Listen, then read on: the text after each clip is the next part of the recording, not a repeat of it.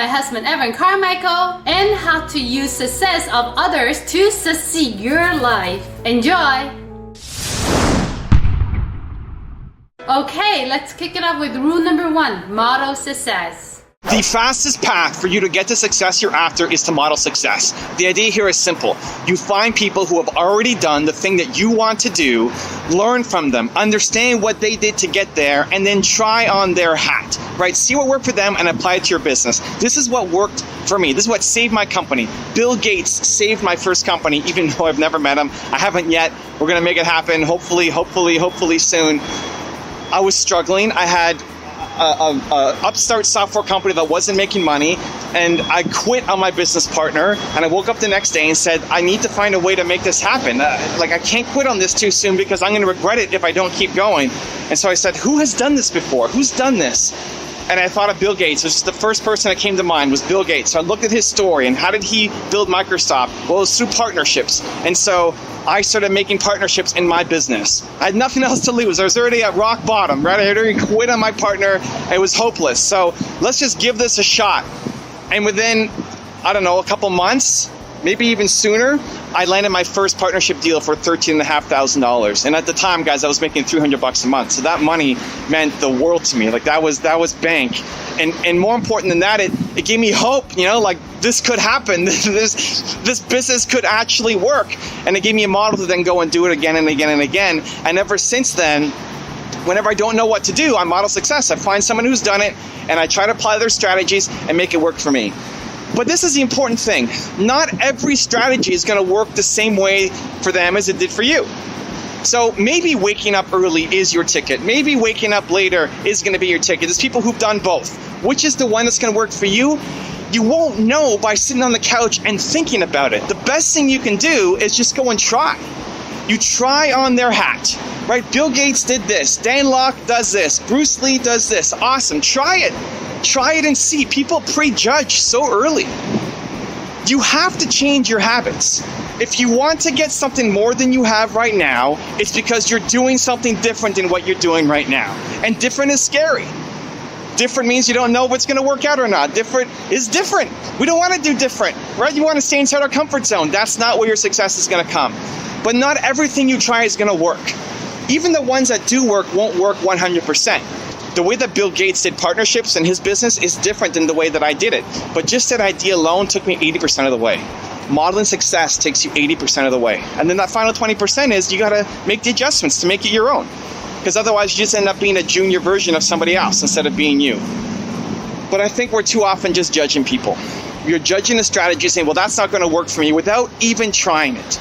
And so I have this channel where you can learn from people every day. I have my top 10 rules where you can watch those videos and learn from people every day. If you watch a top 10 video, these are 10 rules for some of the most successful people on the planet in the history of humanity. Here they are with 10 different lessons. Not all of those 10 lessons have to work for you, have to apply to you. Take one of them, take two of them, and just do something. Just apply it to your life, apply it to your business, and see if you get a result. That's the key. And so you need to get out of your head. You need to get out of your own way, and you need to just start doing. The best thing you can do is go from idea to action. When you see something that kind of makes sense, that might be a fit for you, just start doing it. Stop judging, start doing it, and apply it to your business and see if it works. Give it a shot. If you want to have more confidence and motivation, check out our 254 series. The link is in the description below. For me, my goal is to help building entrepreneurs. And so I always want to work on projects that have the ability to have a massive impact. That's what I strive for every single day. You have to enjoy what you're doing. You have to wake up and look forward to the day that is ahead. If you're doing work that you love, you're more likely to follow through. You're more likely to do it because it doesn't feel like work, because you love doing it. Rule number 2, learn. Reading should not be your priority. Learning should be your priority. There used to be only a small number of ways to learn. It used to only be reading or maybe going to lectures and learning from people, but reading was one of the fastest ways to learn because you could take somebody's life and in one book condense the whole thing, all of the lessons, and here you go, chance to learn. Now though, there's so many different ways to learn. There's podcasts, there's videos. And so you need to understand what is the best way that you learn. Reading does not have to be in your top priority, but learning has to be. The difference between where you are today and where you will be in 5 years, that growth will be in direct relation to how much you learn, how much you feed this brain right here with knowledge that shifts the way you think, but it doesn't have to come from reading. So looking at my story as an example, I used to read all the time. Growing up, I used to read. I'm 39 now, so I used to read a lot. Growing up, it was the only way to learn. And the idea of being able to look at any famous entrepreneur and look at their story and how they got started, that was a lot of knowledge. That allows you to step into somebody's world, right? If you don't like your environment, you don't like the people around you, you don't want to become your parents or the people in your community, you want something better, you want something bigger, then you need to start to surround yourself with those people. And reading is a great way to step into their world. And so I used to read every single week. Not quite every day, but almost. I was reading a lot. I was voracious. But as soon as video came out, I quickly shifted.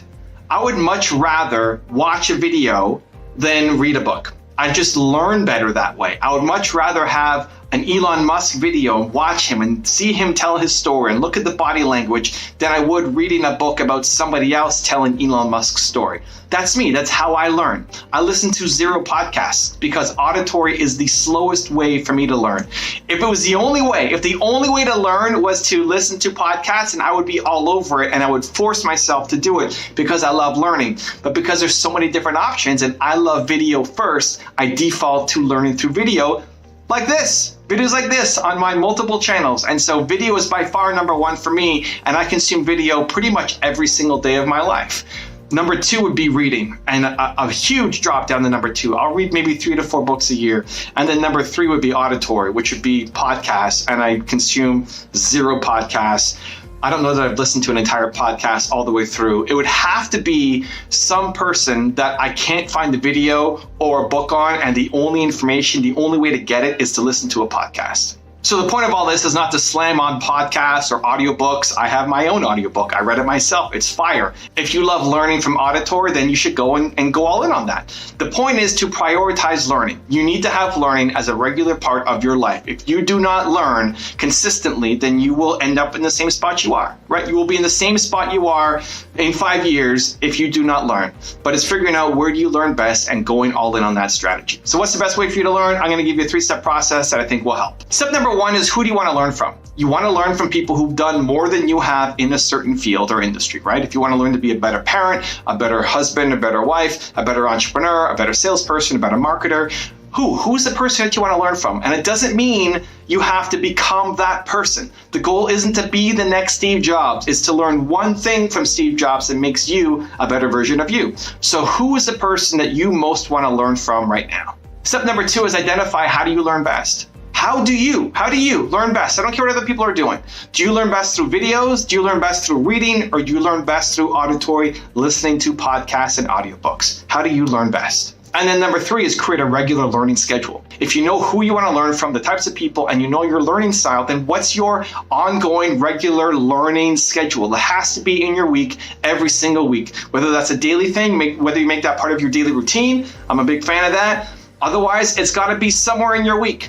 You will never learn the material that you want to learn. You will never be able to emulate and model somebody else's success to turn you into the best version of yourself if you don't have that as a part of your regular week, right? Your actions need to map to your ambitions. What's in your calendar has to map to you accomplishing the goals that you want. If you just have goals, if you just want to learn, you want to become that person, but it's not in your schedule anywhere, you're never going to become it. Now I've got a very special bonus clip on alter your environment that I think you're gonna enjoy. But before that, it's time for the question of the day. Who's the person that you want to model success today? Leave in the comment below. And if you made it this far in the video and you promise to take action after watching. We don't just watch video, we do something. I want to celebrate you. Give me a hashtag believe in the comment below. Your environment has been perfectly designed to keep you exactly where you are. The people you hang with, the videos you watch, the media you consume, all of it are perfectly designed to keep you exactly where you are right now today. If you want to raise your standards, it starts by raising your environment first. So a friend of mine and friend of the channel, Mark Drager from Fanta, gave me a really warm message yesterday, and he thanked me for helping start the process for him to turn from being a pessimist to an optimist, from being somebody who was always worried and negative to somebody who's having more energy, who's seeing the light, who's becoming more optimistic, who still has a road to go, but is so far further along than where he was before. And he wrote to me to say thank you for starting me down this path. He said there was one conversation in particular that had special meaning to him, where I told him that I just really believed in him, that I saw a lot of the people around him, I saw a lot of his peers, and I just thought that he had so much more potential than where he was. And I think maybe for the first time he had an extra bolt of belief pushed into him, which is what I do, which is what I'm great at, which is what I enjoy doing. But fast forward to now, 6 months, 8 months later, he's made major gains in his life. He's brought on new team members. He's now consuming other content that is positive and optimistic. He's changing his business around. He's investing more in himself. He's happier. He's lost a lot of weight. He's growing. He's wanting to strengthen his relationships. He's just seen a big shift in his life by trying to move more into optimism instead of pessimism. And so it started with my conversation with him. He then promoted somebody within his organization to become COO, whose name is Louis, and he's also a massive force for good and positivity. He started consuming Gary's content, which is positivity. He started consuming Tom Bilyeu's content, which is positivity. He started now injecting all these people and resources into his life to make him feel more positive, more optimistic, more happy, give him more energy so that he has that to go take on his goals and the challenges that are in front of him, and slowly move that needle from being a pessimist to an optimist. I don't think people are pessimists, to be honest. I think everybody is born an optimist. I don't think people are born negative. I think that's trained into you. I think you're a pessimist and negative because of the circumstances you had and what was planted in your brain by the people around you. I think people are good. I think humans are just good. I think if we weren't good, we wouldn't be here anymore. 99.99999% of people are good. Right? Some people have a little bit of a miswiring up there and it causes them to enjoy killing people, but for the most part, we're good. I also believe that people are built to serve. I believe that you get happiness from helping others, by being of service to others. That's what actually makes you happy. There aren't very many happy moments in your life that didn't involve somebody else. You were helping, you were serving. They've shown the effect on your brain of serving and helping somebody is the same as food and sex. We're literally hardwired to help others and to serve. And so if you believe, like I believe, that humans are good and humans are built to serve, then what would cause somebody to be pessimistic and negative? How sad of an upbringing does that person have to have had? The programming that was installed inside them by other people who just were negative and down on their life, but weren't inherently bad people. The people who stole from my car in LA, the guy who cut me off in traffic yesterday, I don't think they're bad people. I still think they're good people who are built to serve. Just circumstances and conditioning have led them down a negative path.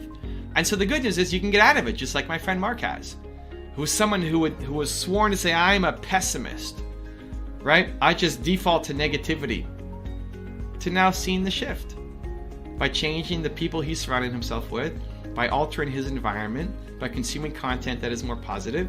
He's already seen a noticeable shift over the past X number of months, and that's going to continue to grow. That could be you too.